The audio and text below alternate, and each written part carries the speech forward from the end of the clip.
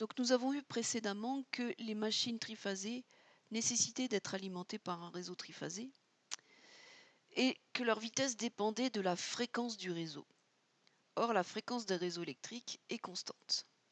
Donc pour faire varier la vitesse de notre machine, nous allons utiliser ce que nous appelons un variateur de vitesse, composé de trois fonctions, un redresseur, un filtre et un onduleur. Donc à l'entrée du redresseur, nous avons une tension sinusoïdale, qui s'appelle UT ici, qui va rentrer dans notre redresseur. Ce redresseur, il est constitué de semi-conducteurs, diodes ou thyristors, qui va nous permettre de redresser la tension, c'est-à-dire de ne conserver que les valeurs positives de notre tension. Ensuite, cette tension redressée va passer dans le filtre. Le filtre, lui, il va créer une tension, il va filtrer, il va créer une tension continue. Donc il va créer un courant continu à l'aide de sa bobine de lissage et une tension continue à l'aide de son condensateur. Ici, la tension obtenue, ici, ça s'appelle le bus continu. Et l'onduleur, son rôle, eh bien, ça va être de prendre ce bus continu, donc cette tension continue en entrée, et de la transformer en un réseau triphasé, donc 3 sinus identiques, mais décalés de 120 degrés. Alors nous allons nous intéresser surtout au redresseur. Vous voyez ici le variateur de vitesse triphasé, c'est-à-dire que nous retrouvons bien nos trois fonctions. Ici le filtre, ici l'onduleur avec ses IGBT, et ici le redresseur. Cette fois-ci, il est relié à un réseau triphasé, et donc il est constitué de 6 diodes. Ces 6 diodes, on va pouvoir les identifier par groupe de 2, c'est-à-dire les diodes dont les cathodes sont reliées entre elles, on va l'appeler le groupe positif, c'est le groupe du haut, le orange, et les diodes dont les anodes sont reliées entre elles, on va l'appeler le groupe négatif. Et il faut avoir conscience qu'une diode ne conduit que si sa tension d'anode est supérieure à sa tension de cathode.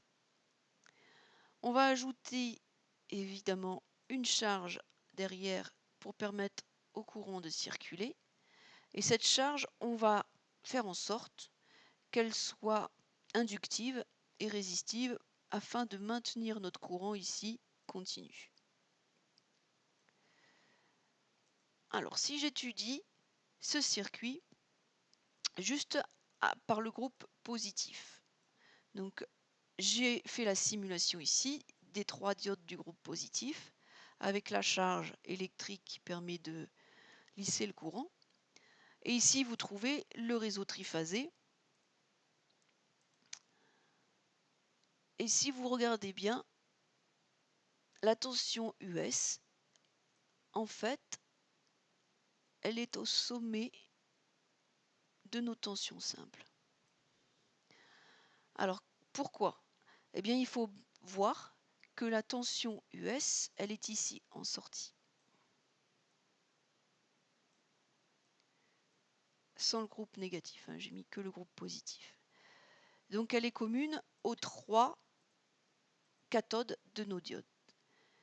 Donc il va falloir que la tension d'anode d'une des diodes soit supérieure à celle des autres pour conduire. Donc c'est la tension d'anode qui sera la plus supérieure qui fera conduire notre diode. Ici, la diode D1 ici va conduire lorsqu'on aura V1 plus grande que les deux autres. Donc ici on aura la diode D1 qui va conduire. Et puis ici la diode D2 puisque c'est V2 qui est plus grande que les autres.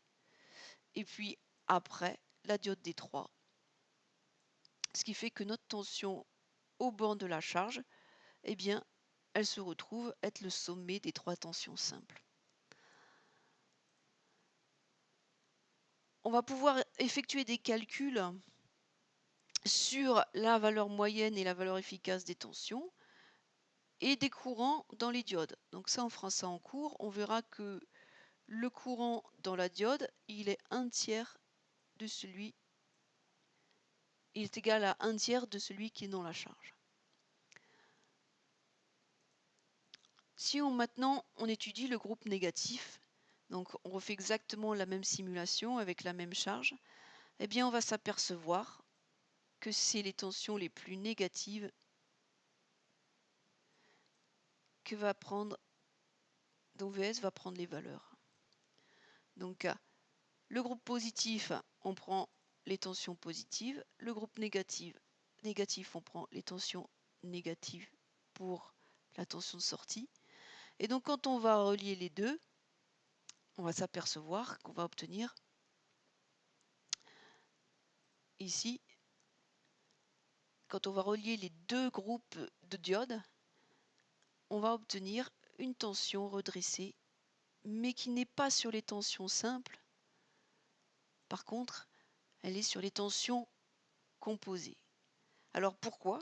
Parce qu'on a la tension du groupe positif moins la tension du groupe négatif. Et on calculera que la tension du groupe négatif, c'est moins 3V racine de 6 sur 2π. En fait, la même valeur que la tension moyenne du groupe positif, au signe près. Donc au final, quand on va mettre les deux groupes, on aura 2 fois 3V racine de 6 sur 2π, donc 3V racine de 6 sur π en tension moyenne.